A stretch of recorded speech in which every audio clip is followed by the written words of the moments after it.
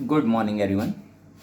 In the last video, we have discussed about the Marconi-Karp and anti-Marconi-Karp rule with the example. And today we are going to see the mechanism for the Marconi-Karp as well as for the anti-Marconi-Karp rule, that is also known as Kharas effect.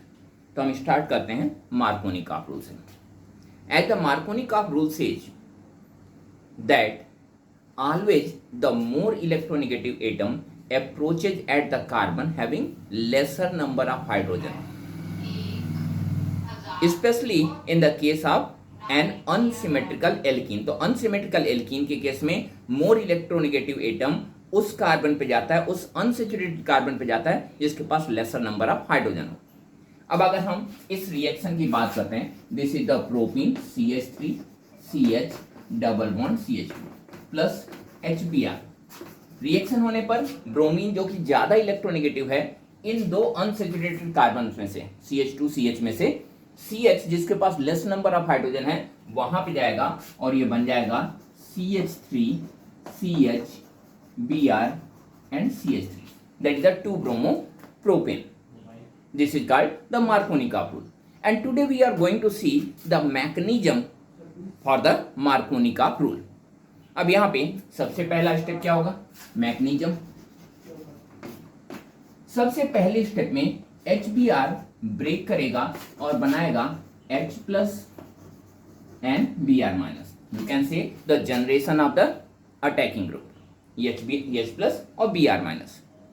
अब सबसे पहले कौन पहले approach करेगा? Either H plus और Br minus.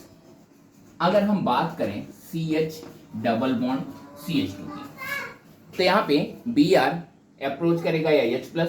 अब इस spaces में देखिए कहीं पर भी पॉजिटिव चार्ज जनरेट नहीं हो रहा है, यानी नेगेटिवली चार्ज यहाँ पे अप्रोच करने की कंडीशन में नहीं है, लेकिन एक डबल बॉन्ड है और डबल बॉन्ड को क्या बोला जाता है? Double bond is considered as a pi electron. So the cation that the H plus ion can approach easily. अब यहाँ पे जब H प्लस आयन अप्रोच करेगा तो दो अलग अलग कंडीशंस बन रही हैं. Either this H plus can approach on the CH2 that is the carbon number 1 और that can approach on the carbon number 2. तो यहाँ पे कार्बन नंबर 1 या कार्बन नंबर 2 पे करेगा. तो अगर कार्बन नंबर 1 पे अप्रोच करता है तो ये बॉन्ड को यूं शिफ्ट करेगा और ये बन जाएगा CH पॉजिटिव एंड CH3. लेकिन अगर कार्बन नंबर 2 पे अप्रोच करेगा ये बॉन्ड यहां से यहां चला जाएगा और ये बनाएगा CH3 CH2 and CH2 positive. अब दोनों ही बन रहे हैं तो हम कैसे कह सकते हैं कि हमेशा पोजीशन उस पोजीशन पे जाएगा जिस पे लेसर नंबर ऑफ हाइड्रोजन हो. इन दोनों कार्बोकैटायंस यानी इन दोनों इंटरमीडिएट्स में से कौन ज्यादा स्टेबल है? अगर हम ये देखें तो इनकी स्टेबिलिटी में देखिए, पहला कार्बन जो है ये है सेकेंडरी कार्बन, दूसरा है प्राइमरी.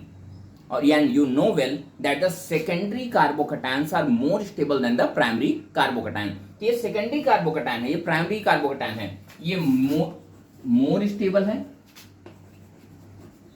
और ये है लेस स्टेबल. अब यहां देखिए, अब जब bromide ion Br minus approach करेगा तो इसके केस में क्या बनेगा? इसके केस में बनेगा CH3 CH Br and CH3 और इसके केस में बनेगा CH3 CH2 CH2 and Br. बन तो दोनों रहे हैं, लेकिन क्योंकि ये कार्बोकैटायन लेस स्टेबल है ये प्रोडक्ट भी कम बनेगा. लेस स्टेबल स्पीशीज कम बनेगी तो उनसे बनने वाला प्रोडक्ट भी कम होगा. तो ये जो प्रोडक्ट होगा ये होगा आपका माइनर प्रोडक्ट, जबकि ये प्रोडक्ट जो होगा यानी कि जो सेकेंडरी पोजीशन पे लगा हुआ है जिसमें लेसर नंबर ऑफ हाइड्रोजन है ये होगा आपका major product. So simply you can say that the Marconi-Karp rule runs on the stability of the carbocation, and you know well that the secondary carbocation is more stable than the primary.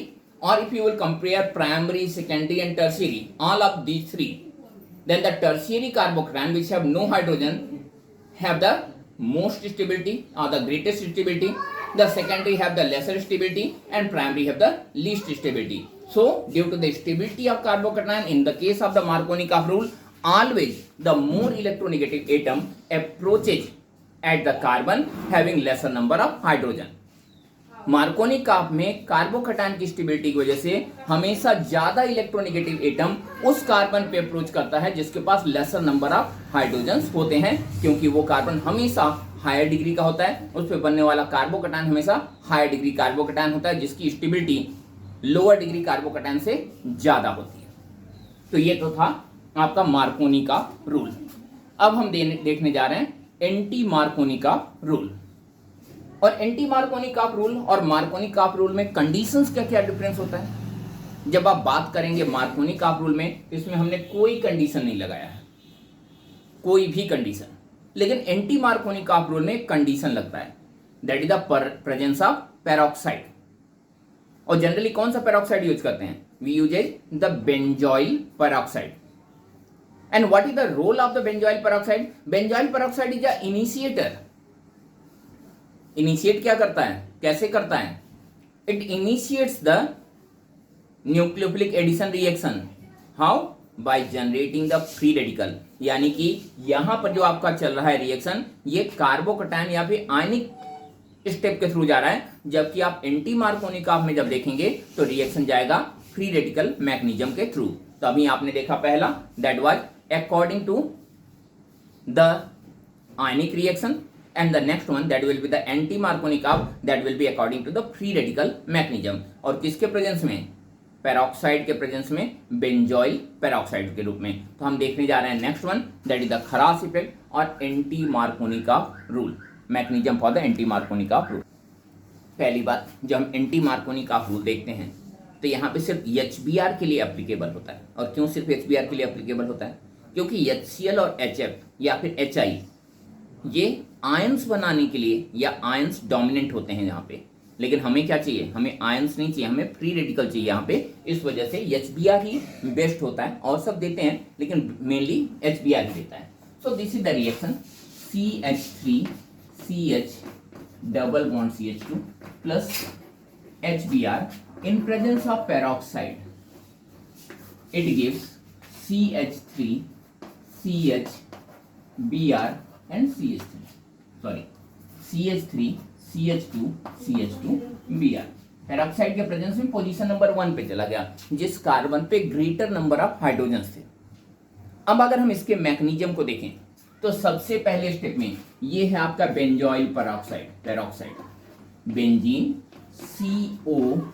COOCO and benzene.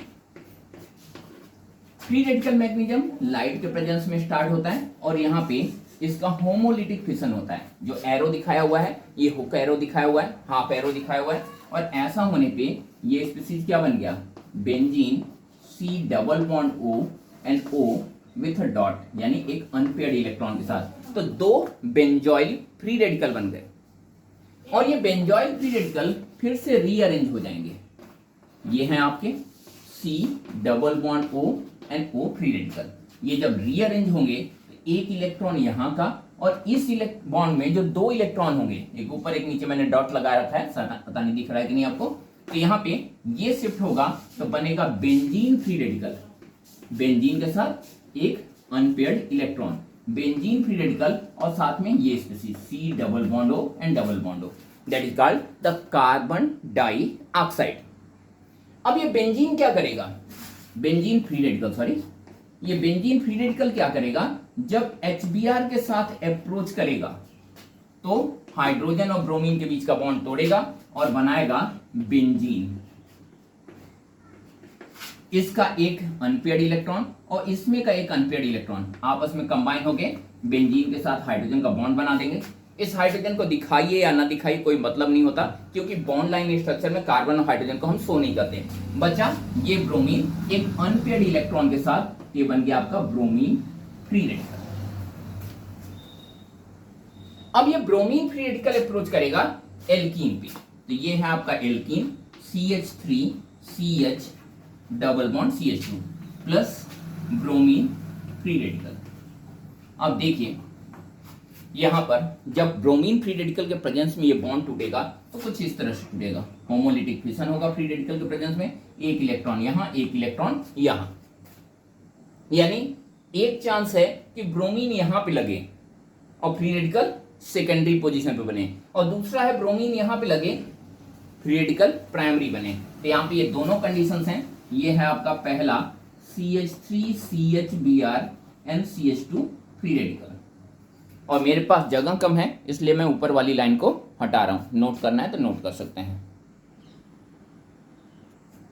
और ये देखिए ये दूसरा species है that is the CH3 CH free radical and CH2Br। अब इन दो free radicals में देखें, पहली बात फ्री रेडिकल किस तरह की स्पीसीज होती है। Free radicals are the electron deficient species, और इसके साथ जितना प्लस आई इफेक्ट होगा स्टेबिलिटी उतनी ज्यादा बढ़ती जाएगी। इसके केस में ये प्राइमरी फ्री रेडिकल है, प्राइमरी फ्री रेडिकल के केस में एक प्लस आई इफेक्ट मिल रहा है, और एक प्लस आई इफेक्ट मिलने की वजह से थोड़ी स्टेबिलिटी बढ़ जरूर रही है। लेकिन ये सेकेंडरी फ्री रेडिकल है जिसमें दो दो एल्किल ग्रुप्स लगे हुए हैं, यानी दो दो इंडक्टिव इफेक्ट्स लग रहे हैं, और दो इंडक्टिव इफेक्ट्स की वजह से इसकी स्टेबिलिटी और ज्यादा बढ़ जा रही है। So this one is more stable and this one is less stable. अब इनका हम आगे रिएक्शन करा दें किससे, ब्रोमीन फ्री रेडिकल से, क्योंकि HBr में से तो हाइड्रोजन हम लोग ऑलरेडी यूज कर चुके हैं, ब्रोमीन बचा, सॉरी ब्रोमीन यूज कर चुके हैं। अगले HBr से ट्रीट करें, अब क्या होगा, ये हाइड्रोजन इन पोजीशंस पे चला जाएगा। एक इसके केस में अगर हम इसे फर्स्ट केस मान लें, इसे सेकंड केस मान लें, तो फर्स्ट केस में क्या बनेगा, ये बनेगा CH3 CH Br CH3, और ये क्या होगा, क्योंकि ये लेस स्टेबल है तो ये एक माइनर प्रोडक्ट होगा। जबकि दूसरा जब लगेगा, इस केस में अगर लगेगा तो हाइड्रोजन यहां पे लगेगा, तो ये बन गया CH3 CH2 CH2Br, और क्योंकि ये मोर स्टेबल था ये कैसा प्रोडक्ट होगा, ये होगा आपका major product. And this is the mechanism for the anti Markovnikov rule. तो दोनों में मेजर डिफरेंस क्या है, मार्कोनी-काप रूल चलता है according to stability of carbocation और through the carbocation carbon ion mechanism, जबकि यहां चलता है फ्री रेडिकल मैकेनिज्म। कौन जनरेट करता है, बेंजोइल पेरोक्साइड, किसके साथ होता है, HBr के साथ, ठीक है ना। And what is the role of benzoyl peroxide, that is just an initiator for the reaction. आज के लिए इतना ही, अगले वीडियो में हम आगे देखेंगे other chemical reactions of the haloalkane and haloarenes, specially nucleophilic substitution reaction.